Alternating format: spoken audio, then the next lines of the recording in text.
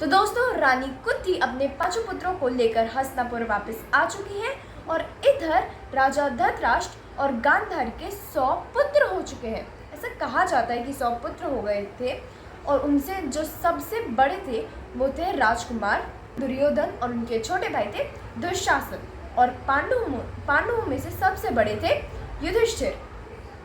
मगर युधिष्ठिर मतलब पांडवों और कौरवों को मिलाकर जो सबसे बड़े थे वो थे धर्मराज युधिष्ठिर।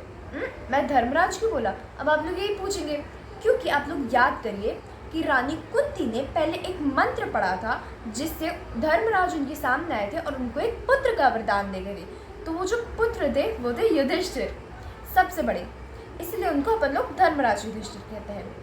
अब धर्मराज युधिष्ठिर सबसे बड़े थे, तो राजकुमार दुर्योधन जो थे वो हमेशा सोचते थे कि मैं सबसे बड़ा भाई हूँ तो राजगद्दी मुझे मिलनी चाहिए।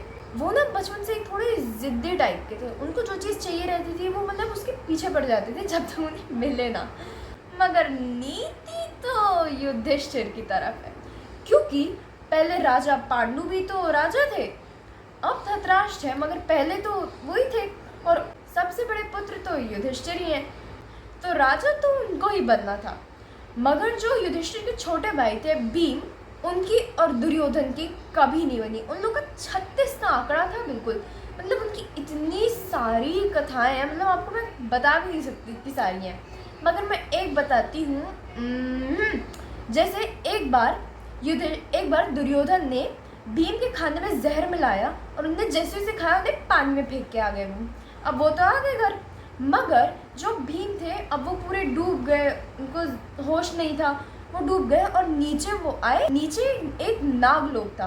तो नागलोक के जो सैनिक थे उनने देखा कि ए भगवान, इतना छोटा बच्चा यहाँ पे कैसे आया, तो वो ये तो डूब रहा है, तो उनको बचाए और अब नागराजा के पास ले गए। तो अब वो वहाँ गए, उनने उसको होश में लाए और फिर वो पूछते हैं कि तुम कौन हो, कहाँ से आए हो? तो भीम कहते हैं कि मैं भीम हूँ, कुंती पुत्र। तो वो हैरान हो जाते हैं नागराज की, अरे मेरी जो पुत्री है उनकी एक पुत्री थी, वो ही तो है कुंती। अरे मतलब तुम तो अपनी माँ के ननिहाल आए हो, आओ पुत्र आओ। और वो उनको वापस तो भेज देते हैं, मगर ऐसे ही नहीं, 100 हाथियों की शक्ति के साथ भेज देते हैं। वाह क्या गिफ्ट है!